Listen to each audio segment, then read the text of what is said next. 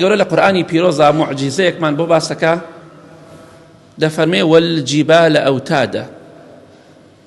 ئێمە شاخەکانمان وەکو مێخ کاتێککە خێمەیەک داکوتی یاخود حاشا لەو ڕیبەڕێستان و مزگەوتەکە ئاژەڵێک دەبەسیتەوە مێخێک داکوتی بە زەویە، ئەو مێخە کەمێکی دەبینی، باقیەکەی لە ناو خۆڵا چۆتە خوارەوە چونکە کەمێکی دەبینێ، ئەبێ زۆری بڕاتە خوارەوە بۆی ئەو ئاژەڵە نەی بچڕێنێ، یاخود ئەو خێمە بایەک هات هەڵی نەکەنێ بۆ ئەبێت دایکوتی هەتا کۆتایی دایکوتی. خوای گەورەش دەفەرمی ئایا ئێمە شاخەکان دامان نەکوتی وەکو مێخێک لەسەر زەویدا؟ بێگومان ئەمە قورئانی پیرۆزە 1400 ساڵ زیاتر لەمە پێش باسی کردووە. ئێستا تازە بۆ یەکەم جار لە ساڵی 1960 ئەمە دۆزرایەوە بۆ یەکەم جار شاخەکان وەکو مێخ بە زەویدا چوونەتە خوارەوە. باشە کێ هەواڵی بە پێغەمبەری خوادا صلی الله علیه وسلم 1400 ساڵ پێشەوەی کەشف بێ؟ هەتا پێش 1960 کەس باوەڕی بەم شتانە نەبوو غەیری موسڵمانان، بەڵام یەکەم جار زانایە دۆزی دوایەوە پەرەیان پێدا. بۆ نمونە شاخێک لەو شاخانەی کە ئەوەی خوێنەوار بێت زۆربەی ناوی بیستوە شاخی هیمالا، هێمالای پێڵن چەند ناوێکی. ئەم شاخە کۆمەڵە لوتکەیەکە کە دەڵێن 14 لوتکەیە، ئاخر لوتکەی نزیکی 9000 متر بەرزە، 9000 متر. ئەم شاخە کە درێژەکەی 2400 کیلۆمەترە دەڕاتە حدودی پاکستان و سین و کوێ. ئەم شاخی هێمالا کە شاخێکی زۆر گەورەیە، حتا هەندێ لەو زانانەی کە ئیشی شاخ دەکەن دەڵێن بەرزترین شاخە لوتکە شاخە لەسەر زەویدا.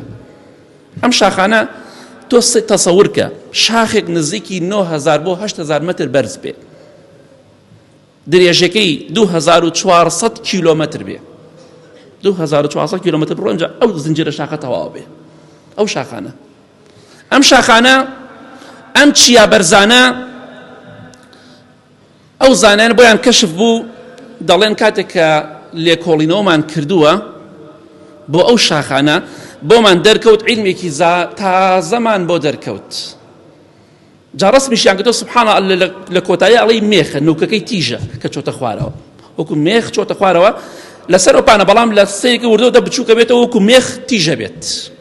سبحان الله. باشە کێ هەواڵی دا بە پێغەمبەری خوا صلی الله علیه وسلم؟ ئەم شاخانە ڕەگیان هەیە بە ناو زەویدا چوونەتە خوارەوە. کێ هەواڵی دا بە پێغەمبەری خوا صلی الله علیه وسلم شاخەکان وەکو چیوان وەکو مێخێک بە زەویە داکوتراون؟ بۆیە دەڵێن بۆ نمونە ئەو شاخی هێمالا سبحان الله ئەوەی کە لە ژێر زەویدایە دەڵێن 15 ئەوەندەی ئەوەیە کە لە سەروی زەویەوەیە. ئێستا ئەم شاخەی کە تۆ دەیبینی چەندێکی لە ئێرانەدایە تەقریبا نزیکی 15 ئەوەندەی لە ژێر زەویایە. سبحان الله. باشە کێ هەواڵی دا بە پێغەمبەری خوا صلی الله علیه وسلم کە ئەم شاخانە ڕەگیان هەیە و مێخ و داکوتراون؟ ئەمە بەڵگەنەیە کە قورئانی پیرۆز حەق و ڕاستە و لەلایەنی خوای گەورە دابەزی بۆ پێغەمبەری خوا صلی الله علیه وسلم.